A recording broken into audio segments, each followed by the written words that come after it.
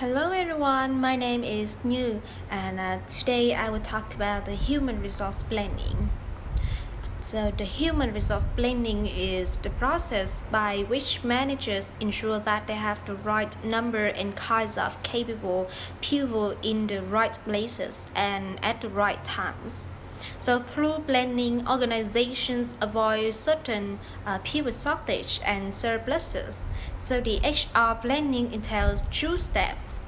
The first one is assessing current human resources, and the second one is meeting future HR needs. So the important part of current assessment is job analyst, an assessment that defines a job and the behaviors necessary to perform it. Information for a job analyst is gathered by directly observing individuals on the job or interviewing employees individually or in a group, and having employees complete a questionnaire or record daily activities in a diary, or having a job experts, usually managers that identify a job specific characteristic. So the next part is a job description. We can sometimes call it a position description. It is a written statement describing a job, typically job content, environment, and condition of employment. And a job specification states the minimum qualifications that a person must possess to successfully perform a given job. It identifies the knowledge, skills, and attitudes needed to the job effectively. Both the job description and the job specification are important documents when managers begin recruiting and selecting personnel. Now we will talking about the recruitment and recruitment. So if employee vacancies exist, managers should use the information gathered through a job analyst to guide them in recruitment. That is locating, identifying, and attracting capable applicants. And on the other hand, if HR planning shows a surplus of employees, managers may want to reduce a organization's workforce through recruitment. So after talking about recruitment, we will move to the selection part. So imagine that you have a pool of candidates, and the next step in the HRM process is selection. Screening job applicants to determine who is best qualified for the job, and managers need to select carefully since hiring errors can have significant implications. So for addition, the best known selection tools include application forms, written and performance simulation tests, interviews, background investigation, and in some cases, physical exams. So in the next slide, I will show you the strength and weakness of each.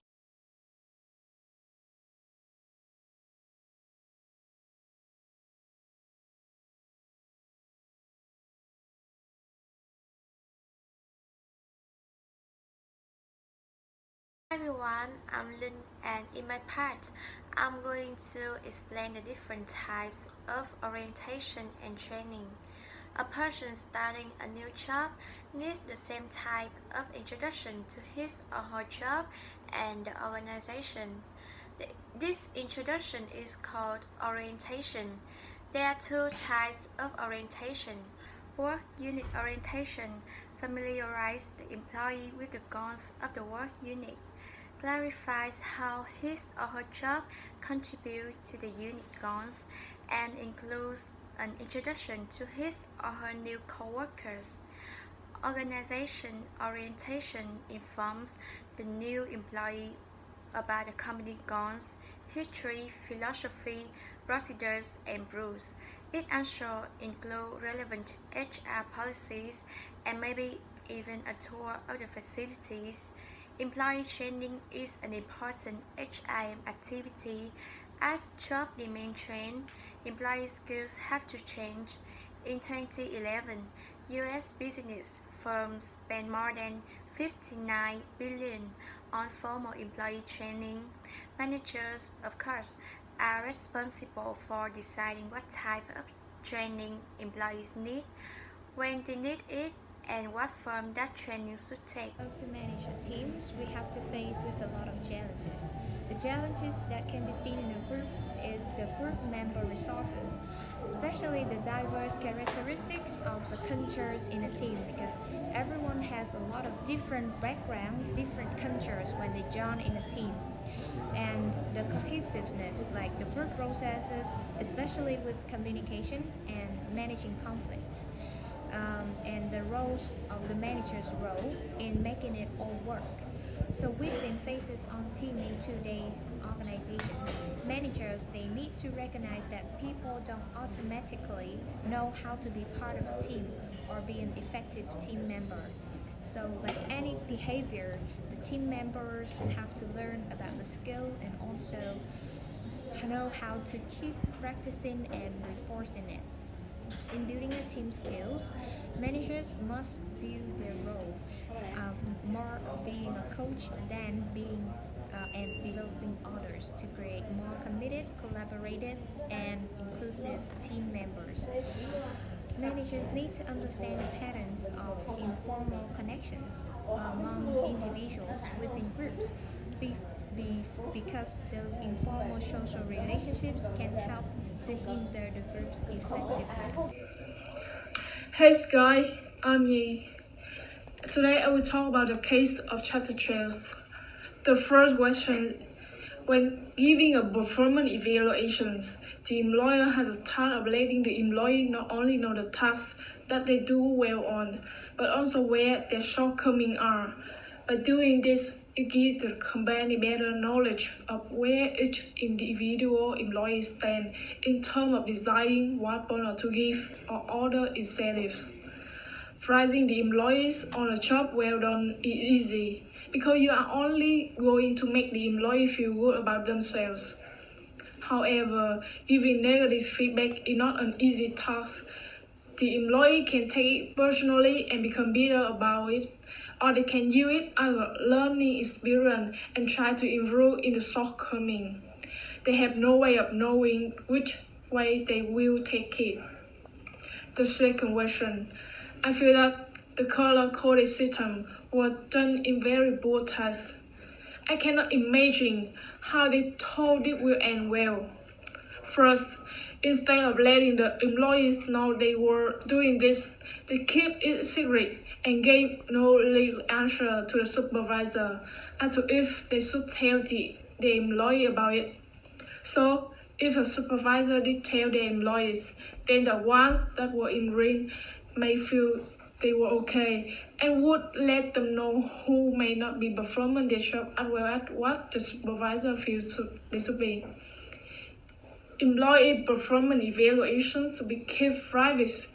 The employer and the employee should be the only ones that know how the evaluation went.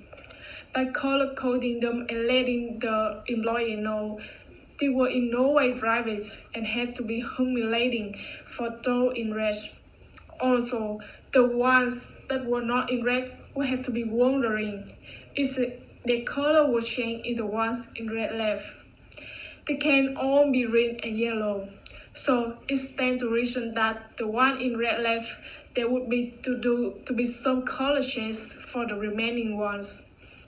If I were a store supervisor, I think I would have spoken with each of the employees individually and let them know what a color coding system was and where I feel they stood in the matter, and I also would have given them helpful criticism on how they could improve their work performance. I feel they should be have been told about the form of the star, but in a private manner. The third question, I feel that if they had done this out more on evaluation of the employees in a quarterly manner or more consistent manner, and given the employees a chance to improve, it would have been much more effective. by not even giving the ones in red a chance to improve. I feel like they cheated them out of a job.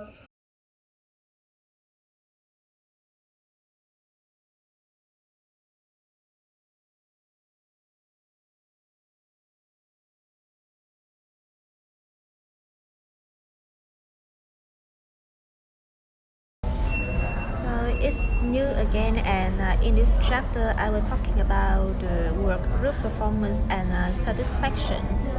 So there's a lot of questions that why are some groups more successful than others, and why do some groups achieve high level of performance and high level of member satisfaction, and others do not. So the answers are complex, but include variables such as abilities of the group's members, the size of the group, and the level of conflict, and the internal pressures on members to conform to the group's norms.